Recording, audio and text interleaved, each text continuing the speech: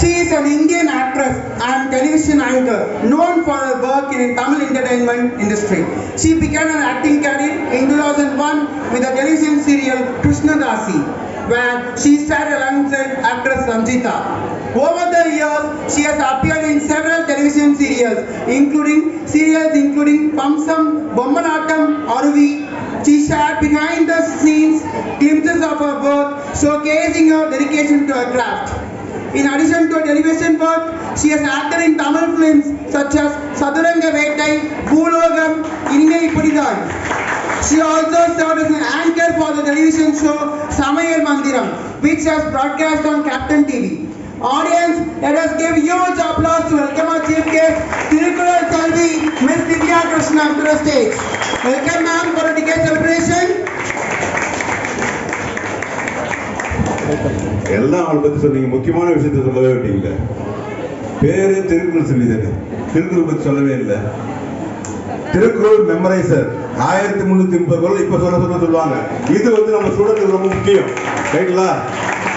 எவ்வளோ பிஸி ஷெடியூல்லையும் கிட்டத்தட்ட 1330 நாளும் டெய்லி திருக்குறளை பதிவாக போட்டாங்க, தன்னுடைய வாய்ஸில் வீடியோவாக.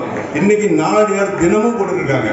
ஒரு நாள் மிஸ் பண்ண நீங்கள் ஃபேஸ்புக்கில் போய் திவ்யா கேட்டு போனீங்கன்னாக்கா, உங்களை ஃபாலோ பண்ணீங்கன்னாக்கா டெய்லி அவ்வளோ திருக்குறள் எத்தனை வரீங்க? திருக்குறள் எத்தனை வரீங்க? திருக்குறள் எத்தனை வரீங்க? 1.25 வருதாங்க. அவங்க 1.25 நிமிஷம் தான் பேசுவாங்க, அவ்வளோதான். நீங்கள் திருக்குறள்ல நாலடியாரும் அந்த 1.25 திருக்குறள் மாதிரி ரொம்ப இனிமையாக, ரொம்ப ஷார்ட்டாக, மொத்தமே 1.5 to 1.25 நிமிஷத்துக்கு மேலே வீடியோ இருக்கவே இருக்காது. அவ்வளோ தெளிவாக அழகாக பேசுவாங்க. அதுதான் நம்மளுடைய அடையாளம். அவர்தான் இன்னைக்கு ஒரு காணல் அப்படின்ற ஒரு திரைப்படத்தை தயாரிச்சுட்டு இருக்காங்க, நடிச்சிட்டு இருக்காங்க. அது வெற்றி பெற என்னுடைய வாழ்த்துக்கள். நன்றி.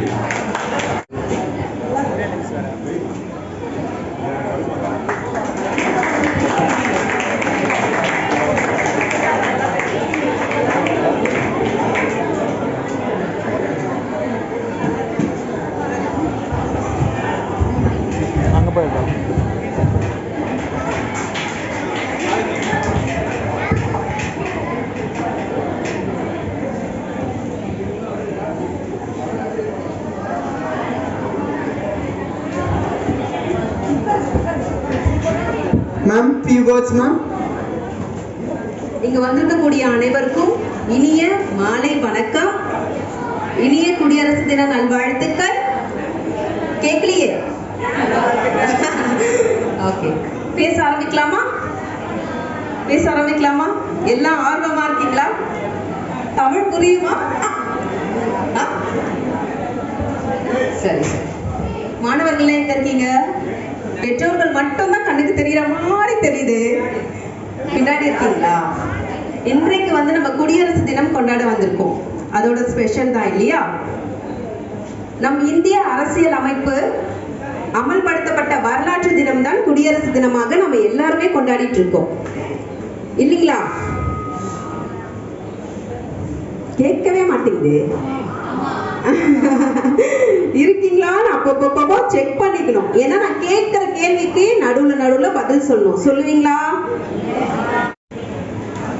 யாரெல்லாம் நினைவு கூறணும்?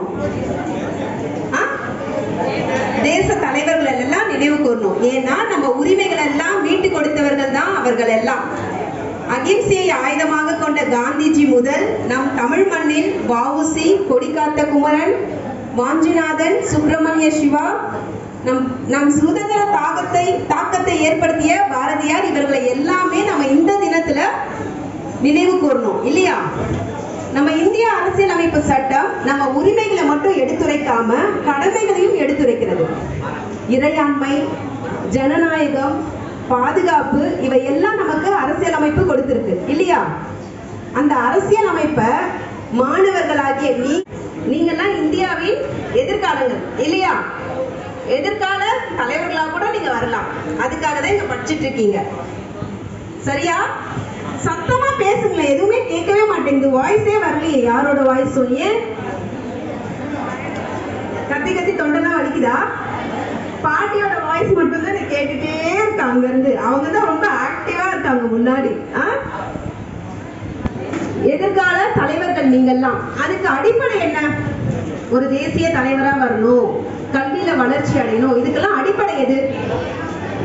படிப்பு இல்லையா? படிப்பு இருந்ததுன்னா கட்டாயமா ஒரு நல்ல நிலைமைய அடையலாம், அதுல மாற்று கருத்தே இல்லை.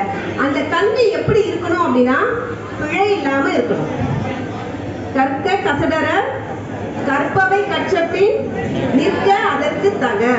இந்த குறள் எல்லாருமே கேட்டிருப்பீங்க கல்வி என்ற அதிகாரத்துல. இதுல ஒரு சிறப்பு இருக்கு, என்னன்னு தெரியுமா உங்களுக்கு? என்ன இருக்கு? வல்லின எழுத்துக்கள் இருக்கு. அது தவிர்த்து இதுல துணைக்காலே இல்லாம வந்திருக்கும் இந்த குறள்ல. ஏன் துணைக்காலே இல்லாம திருவள்ளுவர் எழுதியிருப்பாரு அப்படின்னா, கசடர கற்றீங்கன்னா கல்விய யாரோட துணையும் இல்லாமல் நீங்க உங்க சொந்த கால்ல நிக்கலாம் அப்படிங்கிற நோக்கத்தோட இந்த குறளை எழுதியிருப்பாரு. கல்விய பிழை இல்லாம கற்கணும், எண்ணும் எழுத்தும் கற்க வேண்டும் அப்படின்னு சொல்லியிருப்பாரு. கல்வி கற்காதவர்களுடைய முகத்தில் இருக்கக்கூடியதெல்லாம் புண்ணுன்னு சொல்லியிருப்பாரு, இகழ்ந்தும் சொல்லியிருப்பாரு. கல்வி ஒரு மனிதனுக்கு அவ்வளவு முக்கியம் அப்படிங்கிறத சொல்லியிருப்பாரு. கல்விங்கிற ஆயுதம் நம்முடைய அறிவோட ஆயுதம் தான் கல்வி இல்லையா? அந்த கல்விய நாம படிக்க படிக்க படிக்க படிக்க பெருகும், அடுத்தவங்களுக்கு கொடுக்க கொடுக்க கொடுக்க பெருகிட்டே இருக்கும். நம்ம கிட்ட இருக்க செல்வங்கள் எல்லாமே அழியக்கூடிய செல்வங்கள், கல்வி செல்வம் மட்டும்தான் அழியாத செல்வம். இங்க வந்திருக்கக்கூடிய பெற்றோர்கள் எல்லாருமே என் குழந்தைக்கு நான் பொருள் சேர்த்து வச்சிருக்கேன், பணம் சேர்த்து வச்சிருக்கேன், அதெல்லாம் முக்கியமே இல்லை, கல்வியை கொடுங்க, அவங்களே எல்லாமே சேர்த்துப்பாங்க. அதுதான் முதன்மையான விஷயம். அதுக்கு ஓமையா நான் பழனீஸ்வரை பாக்குறேன். ஏன்னா அவர்கிட்ட நான் எப்போ பேசும்பொழுதும் அவருடைய மகன்களை பத்தி ரொம்ப பெருமையா பேசுவாரு. எனக்கு அவ்வளோ மகிழ்ச்சியா இருக்கும். தந்தை மகற்காற்றும் நன்றி அவைகத்து முந்தி இருப்ப செயல். அதான் அவர் சரியா பண்ணிருக்காருன்றது எனக்கு அப்பப்ப தோணிட்டே இருக்கும். ஏன்னா அவங்க மகன்களுக்கு நல்ல கல்வியை கொடுத்திருக்காரு. அந்த மகன்களும் இந்த குறள் தெரியுமா? தம்மின் தம் மக்கள் அறிவுடைமை மாநிலத்து மண்ணுயிர்க்கெல்லாம் இனிது. அந்த மக்களும் அவங்களுடைய பெற்றோர்களை பெருமைப்படுத்திருக்காங்க. அது மட்டும் இல்லாம மற்றவர்களையும் பெருமைப்படக்கூடிய அளவுல வச்சிருக்காங்க. சரியா? அந்த மாதிரி இங்க படிக்கக்கூடிய அருண் அச்சீவர் அகாடமியில படிக்கக்கூடியவங்களும் அதே நோக்கத்தோட படிக்கணும். சரிங்களா? நாளைய தலைவர்களா நீங்க எல்லாம் வரணுங்கிறது தான் என்னுடைய விருப்பமும் கூட. சரிங்களா? இப்ப குடியரசு தினத்துக்காக நம்ம வந்திருக்கோம். அது இல்லாம நீங்க ஆனுவல் டேக்காக வந்திருக்கீங்க. நம்ம எப்படி இதை பயன்படுத்தலாங்கிறத அந்த கவிதை மூலமா பார்க்கலாமா? நம்ம எப்படி இருக்கணும் அப்படிங்கிறத சொல்றீங்களா? கூடவே சொல்றீங்களா? அன்பை போதித்து அகிம்சையை பின்பற்றி ஆளுமையை வளர்த்து இயலாமையை ஒழித்து ஈகையை வளர்த்து உலகை நேசித்து ஊரோடு ஒத்து எல்லோரும் ஒன்று கூடி ஏழ்மையை போக்கி ஐயம் தவிர்த்து ஒற்றுமையாய் ஒரே தேசமாய் ஓடும் நதிகளை இணைத்து நாம் இந்தியர்களாய் வாழ்வோம்.